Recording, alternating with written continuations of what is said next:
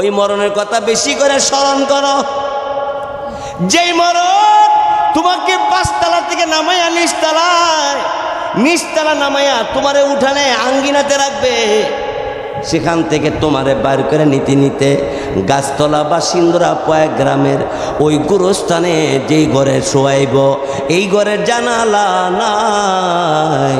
কবরস্থানে কবরের ভিতরে জানালা নাই রে, দরওয়াজা নাই।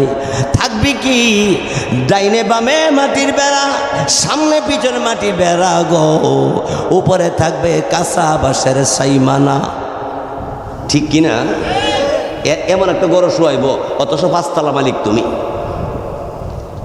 এই মুসলমান, সেই জন্যে আমি আপনাদের সামনে যে আয়াতে কারিমা তেলাওয়াত করেছি, সূরাতুন নাজিআত নামক সূরার কথাগুলি আপনাদের সামনে যদি লাগাতার 100 ওয়ালাহুম আযাবুন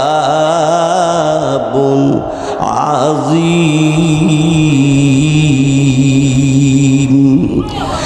এই সিন্দুরা পশ্চিম পাড়া সহ বিভিন্ন গ্রাম থেকে আগত আমার মুসলমান ভাইরা, পর্দানিশীন মা বোনেরা গো, আল্লাহ রাব্বুল আলামিনের দরবারে তুমি নাফরমানি করতে করতে আল্লাহ তোমার প্রতি নারাজ হয়ে গেছি। তাহলে তোমার আমার আল্লাহ পাকের পক্ষ থেকে যদি নারাজি আসি, উপায় থাকবে না। আল্লাহ রাব্বুল আলামিন নারাজ হয়ে গেলে 1 নম্বরে আল্লাহ রাব্বুল আলামিন তিনি কুরআনুল কারীমের মধ্যে বলেন, খাতামাল্লাহু আলা কুলুবিহিম, যেই দিলের মধ্যে আল্লাহর জিকির থাকার কথা ছিল, জিকির বাদ দিয়া গান বাজনা তুমি জায়গা দিয়েছ। যেই দিলের মধ্যে আল্লাহর কোরআনের তেলাওয়াত থাকার কথা ছিল, সেই কোরআন তেলাওয়াত না রাখা তুমি হিন্দি গান, ইংরেজি গান তোমার সেই দিলের মধ্যে তুমি জায়গা দিয়েছ। আল্লাহ ওই দিলটার মধ্যে আল্লাহর কথা যেন আর ভালো না লাগে, মোহর মাইরা দে। তাহলে জলদি করে, এখনো সময় আছে। আজকেই যারা এশার পড়ি নাই, উঁচু বানাইয়া এশার নামাজ পড়ে ঘুমামু। কেন? হইতে পারে আজকের ঘুম জীবনের শেষ ঘুমও হইতে পারে। বাস্তব কথা একটা বলবো, আমার গাড়ির ড্রাইভার বাড়ি বেশি দূরে না, কুট্রাপাড়া সরাইল বিশ্ব রোডের উত্তর পাশে যে গ্রামটা, এটার নাম কি? কুট্রাপাড়া। আমার গাড়ির ড্রাইভার, তার ফুফাতো ভাই মাস্টার্সে পড়ে না অনার্সে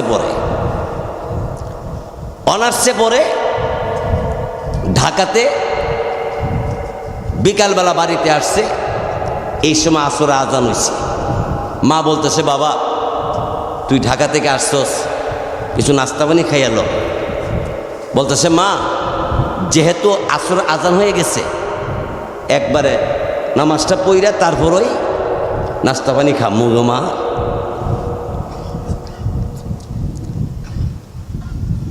মা বলল, তো মাশাল্লাহ ভালো, তুই কি নামাজ পড়স ঠিক মতো? মা আমি 1 ওয়াক্ত নামাজও সারি না। এমন অনেক যুবক আছে 5 ওয়াক্ত নামাজ পড়ে, অনেক যুবক আছে তাহাজ্জুদে নামাজও পড়ে, অনেক যুবক আছে আল্লাহর কোরআন তেলাওয়াত করে, জিকিরের মাহফিলে, তাফসীর মাহফিলে অংশগ্রহণ করে। এমন বহু যুবক আছে। এই যুবক ঘরে গেছে, মা বারান্দাত বসা। 15-20 মিনিট হয়ে গেছে, যুবকটা এখনো ঘর থেকে বার হইতেছে না। মা আস্তে করে ঘরের ভিতরে ঢুকছে, তাকায় দেখে এই রুমে নাই। যেই রুমের সাথে অ্যাটাচ বাথরুম আছে, ওই বাথরুমের ভিতরে উজুখানা আছে। মনে করছে উজু করতে, মনে ওখানে গেছে। ওখানে গিয়ে দেখে ছেলেটা খাটের কিনারে, একটা সুস্থ মানুষ যেভাবে বৈশা থাকে এভাবে বৈশা রয়েছে। মা ডাক দেখো, কিরে উজু বানাইছি? মসজিদে নামাজ পড়বি না এখানে পড়বি? কথা বলে না। মা আস্তে করে কাছে বয়াকো, কিরে তোর কি শরীর ক্লান্ত, ঘুমাই গেছ? কোনো কথা বলে না। কথা বলে না। মা এবার ডাক দিল, কিরে কোনো কথা বলিস না কেন? মুখে হাত দিয়ে দেখে দাঁতের সঙ্গে দাঁত লাগানো, লেগে আছে, কোনো শব্দ নাই, কোনো আওয়াজ নাই। এবার মা চিৎকার করলে বাড়ি ঘরে মানুষ দৌড়ে আসার পরে জলদি করে গাড়িতে উঠাইয়া ব্রাহ্মণবাড়িয়া সদর হাসপাতালে নিয়ে আসছি। সদর হাসপাতালে আনার পরে বলল, প্রায় আধা ঘন্টা আগে লোকটা মারা গেছে।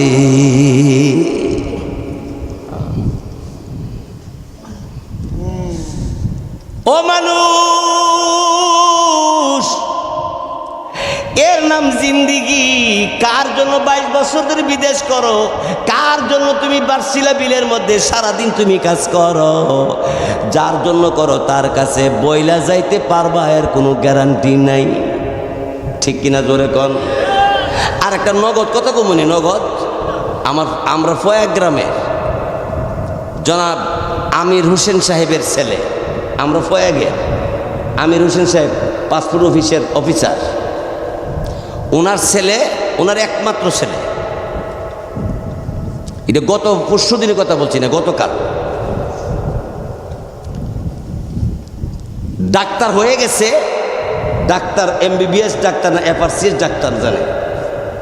ডাক্তারের লেখাপড়া শেষ পর্যায়ে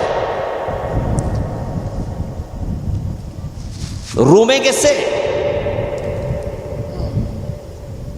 রুমের ভিতরে আরো যারা ছিল তারা বলল যে আমরা দেখছি খাটে বসছে, বইসে ওই বুকটার মধ্যে এইভাবে হাত দিয়ে ডলতেছে, এর ভিতরে কাইটে শুয়ে গেছে, তারপরে মারা গেছে। এটা আমাদের ফয়া গ্রামের কথা বলতেছে। এও 1 বছর আগের কথা না, গতকালের কথা বলছি। বলেন লক্ষ লক্ষ টাকা খরচ করে যেই ছেলেটাকে ডাক্তার বানাইয়া একেবারে শেষ পর্যায়ে আসছে, 1 মিনিটের ভিতরে ওই ডাক্তার হওয়া ছেলেটা নিজের চিকিৎসাটা নিজে করতে পারলো না, কারো কাছে বলতেও পারলো না। গতকাল আপনার 10:30টার দিকে জানাজা হয়েছে, আমাদের গুরুস্থানে দাফন করা হয়েছে। ও মুসলমান, এর নাম জিন্দেগি। আজকে এখানে বয়ান শুনতেছেন, আমি বয়ান করতেছি, এটা জীবনের শেষ সময় হতে পারে। এই জন্য হাতে পায়ে ধরে বলবো, আজকের বয়ানের পরে এশারে নামাজ পড়ে ঘুমাবেন, আল্লাহর কাছে তওবা করে ঘুমাইবেন, ফজর নামাজ পড়ার নিয়ত করে ঘুমাইবেন। পারবেন? কোন ইনশাআল্লাহ, কোন আরো জোরে বলেন ইনশাআল্লাহ। যার জন্য বিদেশ করেন, যাদের জন্য কাজকাম করেন, যাদের জন্য ব্যবসা বাণিজ্য করেন, যাদের জন্য অর্থ সম্পত্তি ব্যাংক ব্যালেন্স করেন, ওই লোক দুনিয়ার জমিন থেকে তোমাকে বিদায় করে নেওয়ার পরে একদিনও তোমার কবর পাশে দাঁড়াইবার সময় পাইতো না।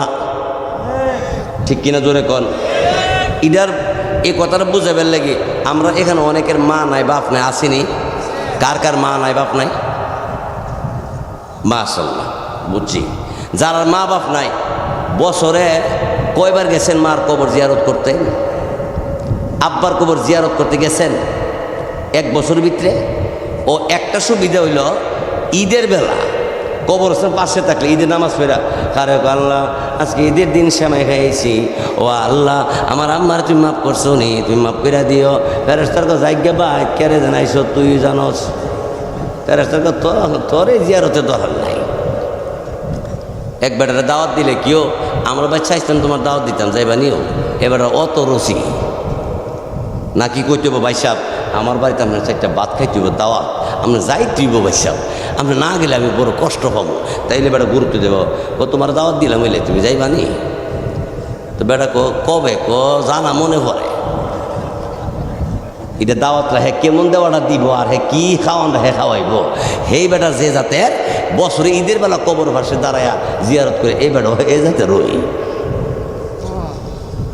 নবীজি বলেছেন সাহাবাই কেরামদেরকে, সাহাবিরা প্রতিদিন মা বাবার কবর জিয়ারত করবা, মুসলমানের কবর জিয়ারত করবা।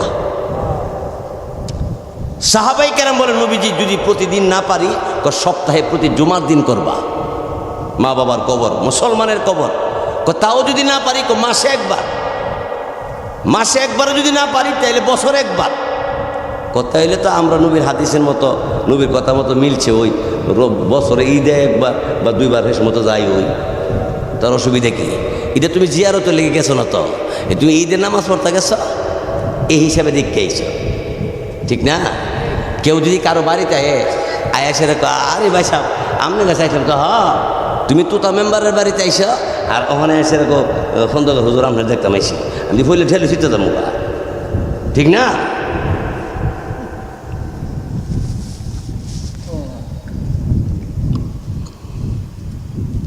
বন্ধুগণ আমার, ভাইয়েরা আমার, এই জন্যে দুনিয়ার জিন্দিগিটা একেবারে শর্ট,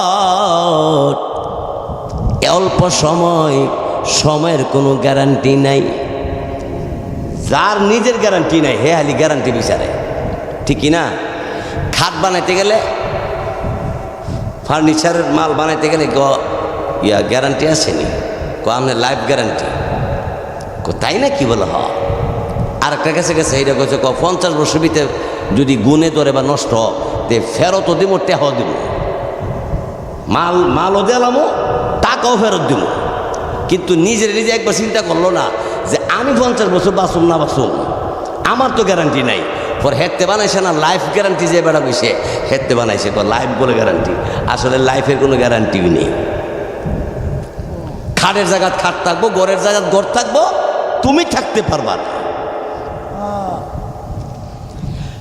আরেক হাদিসে আল্লাহ নবী বলেন, আকসিরু যিকরা হাযিমিল লাযাতিল মাউত, উম্মত বেশি বেশি করে ওই মরণের কথা স্মরণ করো যে মরণ সব মজা কাইটটা দিব, সব মজা কর্তন করে দিব। ওই মরণকে বেশি বেশি করে বয় করো, ওই মরণের কথা বেশি করে স্মরণ করো, যেই মরণ তোমাকে 5 তলা থেকে নামাইয়া নিচতলা নামাইয়া তোমারে উঠানে আঙ্গিনাতে রাখবে, সেখান থেকে তোমারে বাইর করে নিতে নিতে গাছতলা বা সিন্দুরা পয়া গ্রামের ওই গুরুস্থানে যেই ঘরে শোয়াইব, এই ঘরের জানালা নাই। কবরস্থানে কবরের ভিতরে জানালা নাই রে, দরওয়াজা নাই। থাকবি কি ডাইনে বামে মাটির বেড়া, সামনে পিছনে মাটির বেড়া গো, উপরে থাকবে কাঁচা বাঁশের সাইমানা, ঠিক কিনা? এমন একটা গরু শোয়াইব, অথচ 5 তলা মালিক তুমি। এই মুসলমান, সেই জন্যে আমি আপনাদের সামনে যে আয়াতে কারিমা তেলাওয়াত করেছি, সূরাতুন নাজিআত নামক সূরার কথাগুলি আপনাদের সামনে যদি লাগাতার 1 সপ্তাহ বয়ান করতাম তাইলে বুঝাইতাম পারলাম হইলে, কিন্তু পারা যাইতো না। আপনাদের দোয়া, বাংলার 64 জেলাতে দাওয়াত নেওয়া হয়েছে। আজকে দাওয়াত এসে গাইবান্ধা থেকে, গাইবান্ধা তো আমরা বুড়ো বেশি উত্তর দই, আল্লাহ গাড়িতে কুইটা বইলে আর মন থাকে না। এই যে যাইতাছি যমুনা পার হইয়া, পদ্মা সেতু হইছে, অনেকে গেছে টাকা খরচ করে দেখতো, আমি কি আমার টাকা খরচ করে যখন লাগতো না, আমি পদ্মা সেতু পাড়াইয়া এমনি কি দিকে থাকি, কারণ আমি পদ্মা পাড়াইয়া পারবো না। কয়েকটা প্রোগ্রাম আছে, গোপালগঞ্জ আমাদের মাননীয় প্রধানমন্ত্রীর দেশ, গোপালগঞ্জ এই বছর দাওয়াত আছে, ফরিদপুর আছে, শরীয়তপুর আছে, তারপরে জাজিরা আছে। বাংলাদেশের বহু জেলাতে আল্লাহ আমার নিছে এবং নিতেছে। আপনাদের কাছে আমি দোয়া চাই। ভাইয়েরা আমার, বন্ধুরা আমার, ওইদিকে যমুনা সেতু দেখবার জন্য মানুষের টাকা খরচ করে দেখতে গেছে, আর আমি টাকা খরচ করে যাওয়ান লাগছে না। সিরাজগঞ্জ, উল্লাপাড়া, হ্যাঁ, আল্লাহু আকবার, বনপাড়া, জায়গার নামে বনপাড়া। এখানে বন বলতে কোস্তা নাই, বন নাই। আমি জিজ্ঞেসি বন আসেনি, না বন নাই, বন চিনিই না। খের খের খের খের আর কি, খের কর। আবার নসিন্দে কুড়া, আমি কই আমরা যে গাছের থেকে ইয়াদা বাজা পারি, এটার আমরা কুড়া কই, কুড়া হলে আমরা লাগাল ভাগ না, বাইরে কুড়াটা ফেরে না। হেরা বনের কুকুরা, এক জায়গাতে এক নাম, সব মিলে জিনিস একটা ওই, ঠিক কিনা জোরে কর। যেমন পা আর ঠ্যাং দুইটা না, না একটা একটা ওই একটা। আমরা কিরে এমন করতেছে, আত বিষ করতেছে, এটার নাম আত না, এটার নাম হচ্ছে হাত। ধরবেন কি আত কইলে আমরা বুঝ জ্বালাইছি, এটা আত আর হাত দুইটা একটা, এরকম কিছু নাম আছে আর কি।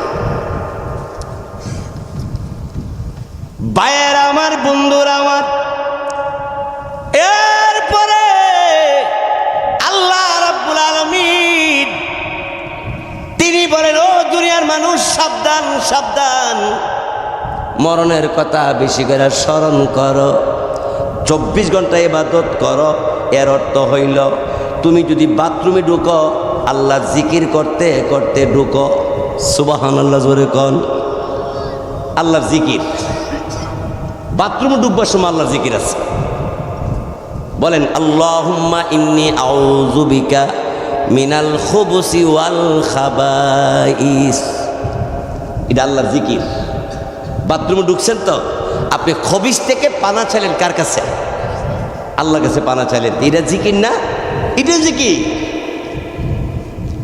আর আমরা জিকিরে মনে করি কোনটা, যে বেড়া বিধি রাইতে দিনে কুটালে টানলে আই সাবসেও জিকির, তুমকা হুমকা মগো, এটা জিকির না? হ্যাঁ ভাইয়ের আমার, বন্ধুরা আমার, আল্লামা কাসেম নানুতুবি রহমাতুল্লাহি আলাইহি বহুত বড় একজন আলেম দিন। তিনি শেষ রাত্রে জিকির এমন ভাবে করত, ছাত্ররা দৌড়ে এসে বলতো, হুজুর ফজরের আজান দিয়ে ফেলছে। এমনি তিনি জিকির বন্ধ করে ডাক দে বলে, আজান হয়ে গেছে, আমি মসজিদে জামাতে নামাজ পড়তে নিয়ত করে রাখছি। তবে ছাত্ররা ডাক দেব, হুজুর আপনি গভীর রাইতে যে জিকির আরম্ভ করলেন, ফজর আজান হয়ে গেল, আপনার কি খবর নাই? আল্লাহর ওলি কাসেম নানুতুবি রহমাতুল্লাহ আলাইহির কিতাবের ইতিহাসে লেখে, কাসেম নানুতুবি রহমাতুল্লাহ আলাইহি বলেন, ছাত্ররা আমি আল্লাহর জিকির আরম্ভ করলে এই জিকিরের আওয়াজ আমি শুনি আর আমার মাওলা পাক শুনে। আল্লাহ আল্লাহ তু মেরা সত্তার হ্যায়, আল্লাহ আল্লাহ তু মেরা গফ্ফার হ্যায়, আল্লাহ আল্লাহ তু মেরা মালিক হ্যায়, अल्लाह अल्लाह तू मेरा खालिक है। अल्लाहु আকবার বলি, আল্লাহু আকবার। ঘুমাবার সময় আল্লাহ জিকির আছে, বলেন তো ঘুমের দোয়াটা, আল্লাহুম্মা বিসমিকা আমুতু ওয়া আহইয়া। বলেন সবাই, আল্লাহুম্মা বিসমিকা আমুতু ওয়া আহইয়া। অর্থ কিটা? আমি আল্লাহর নামে ঘুমাইতেছি, আমার আল্লাহ আবার আমার জাগায় দিলে আমি জাগতে পারবো। আমি আল্লাহর নামে মৃত্যুবরণের মতো মরতেছি, আমি আবার আল্লাহ যদি আমার জিন্দা করে তাইলে আমি জিন্দা হতে পারবো। সূরা জুমারের মধ্যে আছে, আল্লাহ পাক রব্বুল আলামিন বলেন, কোনো মানুষ যখন ঘুমায়া যায় তার রুহটা ঘুরতে ঘুরতে আমি আল্লাহর কাছে জমা হইয়া যায়। যারটা আমি ফেরত দেয় সে ঘুম থেকে উঠবে, আর যারে ফেরত দেয় না আর ঘুম থেকে উঠতে পারবে না। সিন্দুরার পায়ের আমার বলেন তো, এমন ইতিহাস জীবনে শুনছিনি, ঘুমের ঘরে ঘুমাইছে আর ঘুম থেকে উঠতে পারে নাই, মারা গেছি। এই ঘটনা জীবন হয়েছে না? ঘুমও মারা গেছে অনেক, এরকম ঘুমও মরেছে না। তার মানে রুহু যে বাড়িছে আর আল্লাহ হুকুম করছে না, এই জন্য আসে নাই। এই জন্য আমি এই কথাটা আপনাদেরকে বারবার বলছি যে আজকে থেকে এশার তো পড়বই, আবার ফজর পড়বো, এইভাবে মরণ পর্যন্ত প্রতিটা ওয়াক্ত নামাজ ইচ্ছাকৃতভাবে ছাড়বো না। আল্লাহ আমাদের তৌফিক দান করুক, বলেন আমিন। আমরা পুরুষেরা জামাতের সাথে মসজিদে পড়ব, মা বোনেরা ঘরের ভিতরে আদবের সাথে নামাজ পড়ব।